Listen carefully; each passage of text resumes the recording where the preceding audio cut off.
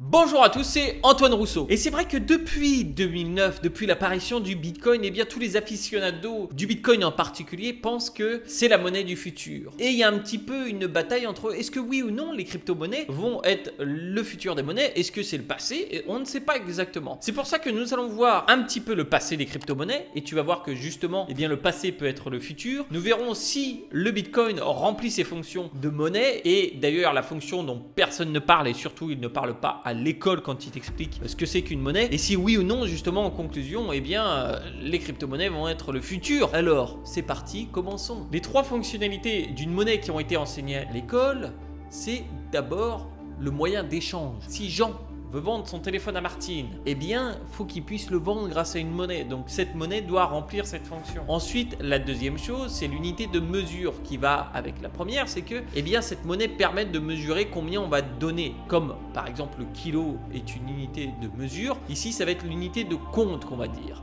Donc, on va pouvoir savoir, eh bien, à combien on va vendre ce téléphone et cette unité de compte doit être utilisée par tout le monde. Et la troisième chose va être la réserve de valeur, c'est-à-dire que eh bien, Jean, quand il a encaissé les pépettes de Martine, il puisse les garder en poche. C'est-à-dire que s'il l'utilise demain ou dans un an ou dans 10 ans, eh bien, c'est toujours à peu près la même valeur. Sinon, ça veut dire qu'il doit se dépêcher de les dépenser juste après parce que eh bien il y a un gouvernement juste en haut qui est en train d'en imprimer comme des malades et du coup ça dévalue son argent aux pauvres gens. Il n'en a pas envie que ça lui arrive. Et la quatrième fonction d'une monnaie qui est jamais dévoilée, c'est que je rajoute, c'est la confiance. C'est la confiance. Parce que une monnaie n'est qu'une monnaie par le nombre de personnes qui en ont confiance en elle et qui vont l'utiliser. Et ça, c'est quelque chose qu'on va développer justement après, qui va être très important. Alors la monnaie a évolué au cours de l'histoire. Bien sûr, aujourd'hui, tu connais tous les types de monnaies à peu près. Mais sache que par exemple, auparavant, un système monétaire qui était utilisé sur l'île de Yap, eh bien c'était des grandes pierres avec un trou au milieu. Oui, ils avaient fait des donuts en forme de pierre, je sais, ça paraît étrange. Et ça, c'était leur monnaie. Alors ce qui a été intéressant, c'est que tu vas te dire, oui mais ça paraît idiot, ça va être trop compliqué de rouler sa pierre pour l'échanger. En fait, ils ne faisaient pas ça parce qu'ils savaient exactement à qui appartenait telle pierre et quand elles étaient transférées. Ce qui fait que les pierres ne bougeaient jamais, elles restaient à la même place. En revanche, il y avait comme un système d'unité de compte où les personnes savaient à qui avait été échangée cette pierre. Et pour la petite anecdote, je pourrais te faire une vidéo totale si tu veux sur ce sujet-là parce que j'ai lu quelque chose, c'était vraiment hyper intéressant. Il y a une des plus grosses pierres qui, lors d'un transfert, parce que oui, des fois il est transfert, eh bien le bateau a coulé et cette pierre est au fond de l'océan. Pourtant, ils l'utilisaient toujours dans leur système monétaire. C'est dingue, hein? C'est vraiment intéressant. Tu me diras ce que tu en penses en commentaire. Alors après, nous avons aussi bien sûr les pièces. Alors les pièces qui ont été adorées par l'Empire romain puisque tu pouvais faire des pièces d'argent, des pièces de cuivre et autres. Et petit à petit, d'évaluer la contenance des métaux précieux dessus. Donc ils avaient créé une inflation qui permet en fait eh bien, à l'État de pouvoir payer ses projets. Et oui, parce que l'État va payer avec la propre monnaie qu'il imprime. Donc il va pouvoir la dévaluer. Comme ça, ça fait un impôt qui est caché et qui impacte tout le monde. C'est le plus simple. Alors, il y a eu les billets. Donc là, les billets de banque, ça, c'est juste de l'impression papier. Il y a eu les chèques. Nous avons eu aussi les IOU.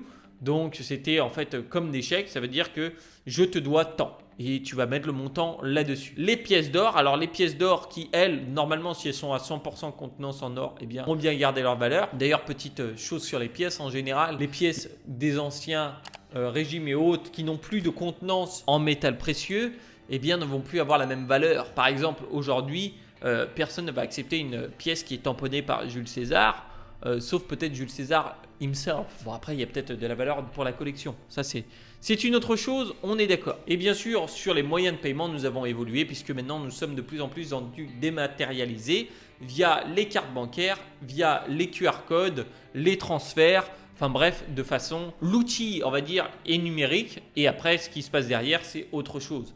Et maintenant, nous avons aussi les crypto-monnaies. Alors là, les crypto-monnaies, c'est très intéressant puisque tous les derniers moyens de paiement dont nous avons parlé, il y a toujours un intermédiaire ou plus qui sont les organismes de paiement, donc Visa, Mastercard, ensuite les banques, ensuite les banques centrales.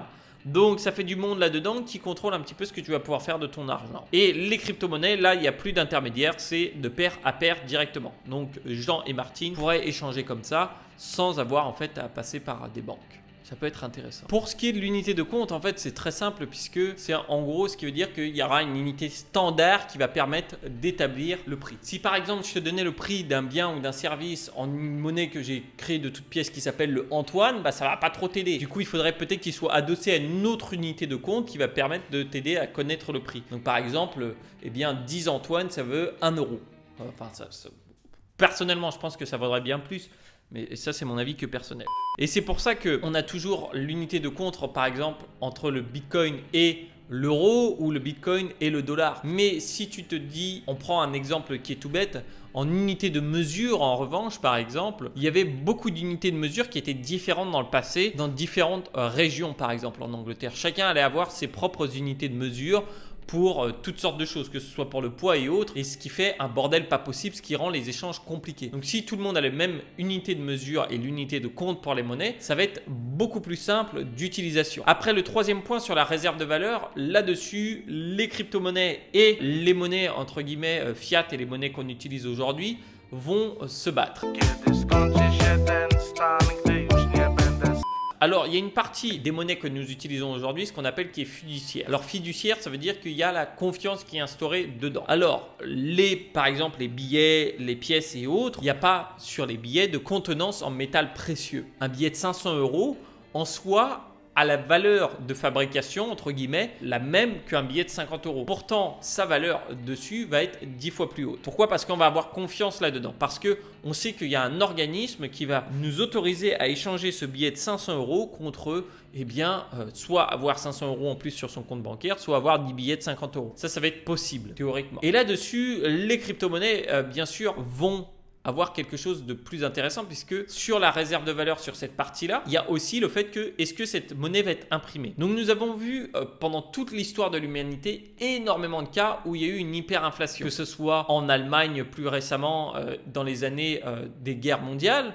Nous avons eu aussi au Venezuela l'exemple le plus récent. Donc qu'est-ce que c'est que l'inflation en fait ? Eh bien nous allons imprimer plein d'argent par le gouvernement, ce qui est la taxe invisible, la plus grande taxe invisible qui a toujours été utilisée et ce qui leur donne le plus grand pouvoir parce que si demain ils veulent acheter, je sais pas, de l'armement ou faire tel projet, tel viaduc avec leur nom dessus, eh bien ils peuvent imprimer cet argent pour payer ça, pour payer leur campagne politique, enfin bref, tout ça. Et c'est le moyen le plus simple de taxer la population puisque tu ne te rends pas compte directement. Ça met du temps à s'en rendre compte. Et ça a été fait à Rome, ça a été fait sur plein de choses. Enfin, quand je dis à Rome, c'est l'Empire romain. Donc ça, c'est quelque chose qui se passera tout le temps. Tandis que le Bitcoin, il a 21 millions de Bitcoin. Alors oui, il est ennuyant, ça s'imprime petit à petit, mais il n'y aura pas plus de Bitcoin. Enfin, ça s'imprime, c'est miné petit à petit. Et là, il y a des choses qui montrent que la crypto-monnaie peut peut-être avoir quelque chose de plus intéressant. D'ailleurs, si je peux me permettre, entre toutes les petites monnaies, c'est le moment de penser à mettre un petit bouton pouce bleu.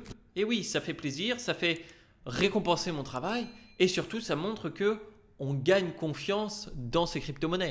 Et c'est vrai que quand on le voit, en fait, les crypto-monnaies remplissent tous les critères d'une bonne monnaie, puisqu'elle est limitée, puisqu'elle est anti-inflationniste, donc ce qui nous ferait sortir de ce monde inflationniste déjà, ce qui est une grande étape à faire quand même, ce qui changerait beaucoup de choses sur le fonctionnement, mais après, il faut bien se dire que nous avons notre cerveau qui a été éduqué d'une façon avec un système qui fonctionne comme ça, où on a dénigré les systèmes d'avant qui peut-être parfois étaient bons, mais pas forcément aujourd'hui. Par exemple, on nous a dit qu'avant, le troc était utilisé, mais il n'y a pas d'exemple historique ni de fait historique qui montre que le troc était utilisé. Au contraire, il y a plus de preuves qu'il n'était pas utilisé. Donc, les crypto-monnaies futures ou pas, en tout cas, elles remplissent toutes les fonctions, sauf la dernière qui va être la confiance. Et la confiance, elle est en train d'être remplie maintenant. C'est-à-dire que de plus en plus de personnes vont décider oui ou non d'utiliser les crypto-monnaies comme moyen d'échange et vont avoir confiance en elles. Et là, ça va faire un effet boule de neige. Parce que si plus de personnes l'utilisent,